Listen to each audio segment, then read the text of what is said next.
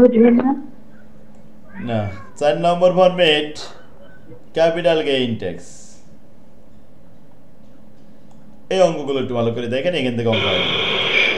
PQR limited purchase four titles asset namely OPQR, চারটা অ্যাসেটে চার রকম নাম দেওয়া রয়েছে।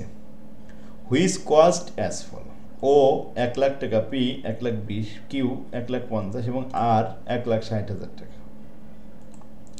প্রাইসগুলো সব দেওয়া আছে। আফটার ফিউ মান্থ এই অ্যাসেটগুলো বেশ কিছুদিন ব্যবহার করার পরে the company sold all type of asset, সমস্ত প্রকার অ্যাসেট বিক্রি করে দিচ্ছে। 15% profit on asset O, 20% profit on asset P, 10% profit on asset Q, 14% profit on asset R. Calculate the capital gain. Calculate the gain tax. So 40%.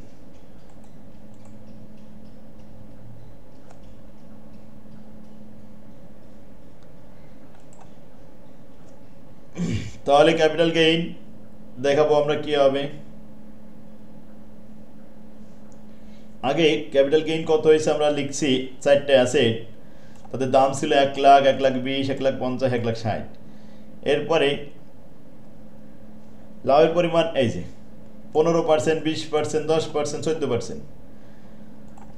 তো 15% আলাদাভাবে না দিয়ে 100, 115, 120, 110, 114, এতে সে 1,15,000 টাকা, 1,44,000 টাকা, 1,65,000 টাকা। কোথায় 1,50,000 টাকাতে যে সম্পত্তি কিনা ছিল এখন তার 1,65,000 টাকা দাম, 1,82,400 টাকা।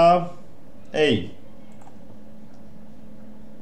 অরিজিনাল দাম 1 লাখ, 1,20,000, 1,50,000, 1,60,000, বিয়োগ করার পরে লাভ থাকবে 15, 24, 15 আর 22,400।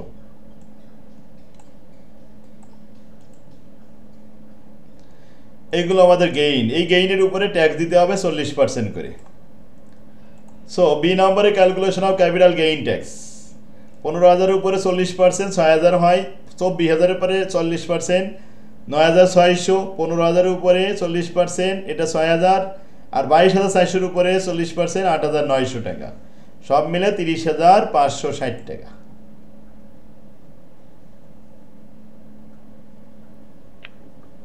স্যার ক্যাপিটাল গেইনটা করতে হবে না, টোটাল বের করতে হবে না? টোটাল গেইন যোগ করে আলাদা করে দেখানো লাগবে না, শুধু বলছে calculate the capital gain. Total যদি বলতে এখানে একটা যোগ করে দেখা দিতাম। স্যার ধরেন গেইন ট্যাক্স আমরা বের করতে চাই, ওই ক্যাপিটাল গেইন টোটাল যেটা সেটা দিয়ে ওটা যোগ করে 40% একেবারে দিয়ে দিতে হবে না? হবে, আলাদা করে না দিয়ে একটার সাথে আলাদা আলাদাভাবে দেখাই দিবেন। প্রত্যেকটার 40% করে 30,560 টাকা। আচ্ছা 2 নম্বরে আসেন। 4টা অ্যাসেট আছে, অ্যাসেট ABCD, তাদের দাম দেওয়া আছে। আর লাভ হয়েছে প্রথম এ থেকে 20%, তারপর 25%, 15%, 22%, এই হচ্ছে মুনাফা হয়েছে। Calculate the capital gain, calculate the gain tax. Same অঙ্ক স্যার, সেম অঙ্ক।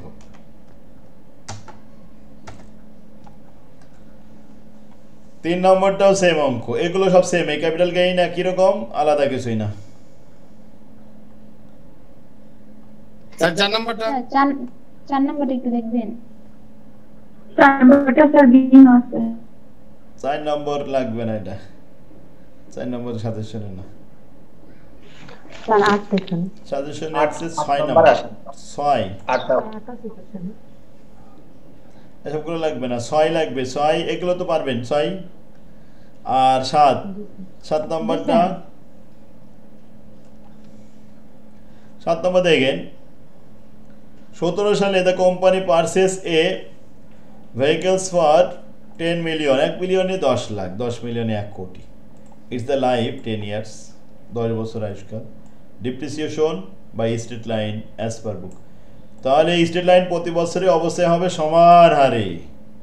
ডিপ্রিসিয়েশন অ্যাজ পার শিডিউল, এখন আমরা শিডিউল দেখাবো। স্ট্রেট লাইন অনুযায়ী ডিপ্রিসিয়েশন পার ইয়ার 1 কোটি টাকা মাইনাস স্যালভেজ হলো 0, আর লাইফ অ্যাসেট লাইফ 10 বছর দিয়ে ভাগ করলে 10 লাখ টাকা পারে না। স্টেট লাইন মেথড অনুযায়ী showing the depreciation as per schedule দেখাচ্ছি।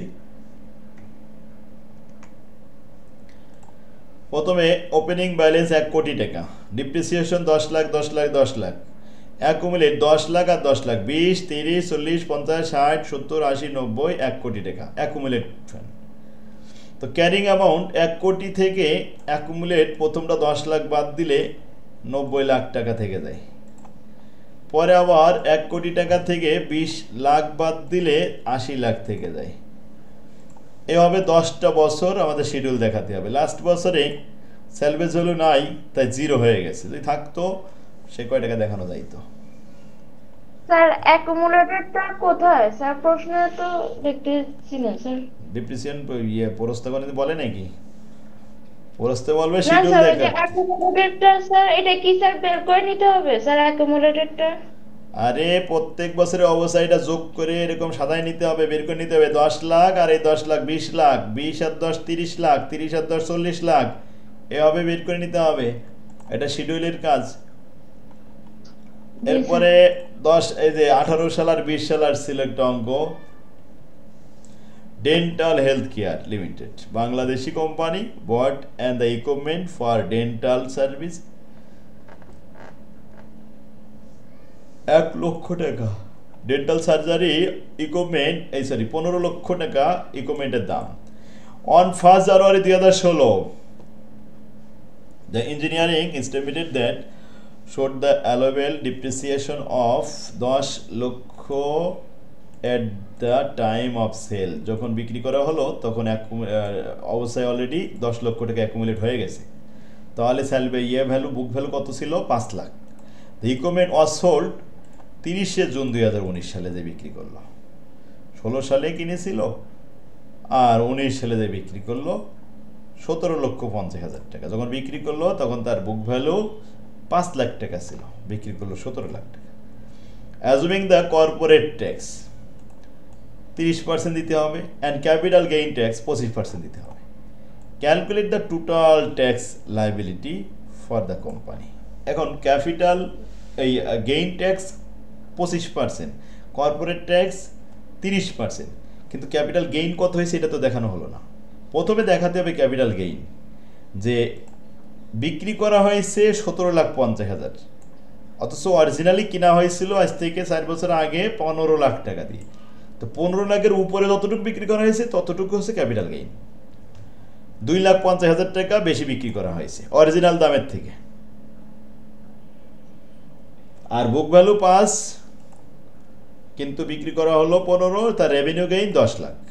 এটা এভাবে দেখাই দিলাম যে সেল ভ্যালু 19 সালে বিক্রি করলাম 17,50,000, অথচ 16 সালে কিনেছিলাম 15 লাখ দিয়ে, তাহলে ক্যাপিটাল গেইন হলো 2,50,000। এটা আলাদা। এই 2,50,000-এর উপরে 25% করে ট্যাক্স সরকারকে দিতে হবে। এরপরে আবার লিখলাম রেভিনিউ গেইন। তাই পারচেজ প্রাইস 15 লাখ দিয়ে কিনা হয়েছে, এর মধ্যে 10,000 টাকা অ্যাকুমুলেট জমা হয়ে গেছে, তাহলে তার বুক ভ্যালু ছিল 5 লাখ টাকা। যখন বিক্রি করা হয়েছিল তখন বুক ভ্যালু 5 লাখ, কিন্তু আমরা বিক্রি করলাম 17,50,000। এর মধ্যে 5 লাখ টাকা বাদ দিলে লাভ হলো 12,50,000। তার মধ্যে 2.5 লক্ষ টাকা ক্যাপিটাল গেইন বাদ দিলে থাকবে রেভিনিউ গেইন 10 লাখ। অতএব রেভিনিউ গেইন প্রফিটের উপরে কর্পোরেট ট্যাক্স দিতে হবে 30% হারে, 10 লাখে 30%, 3 লাখ টাকা ট্যাক্স দিতে হবে। আর ওই 2.5 লাখের উপরে ক্যাপিটাল গেইন ট্যাক্স 25% দিতে হবে, তাতে 62,500। টোটাল ট্যাক্স কত? লাইবিলিটি 3,62,500 টাকা সরকারকে দিতে হবে। এই বুঝতে পারছেন সবাই? জি স্যার।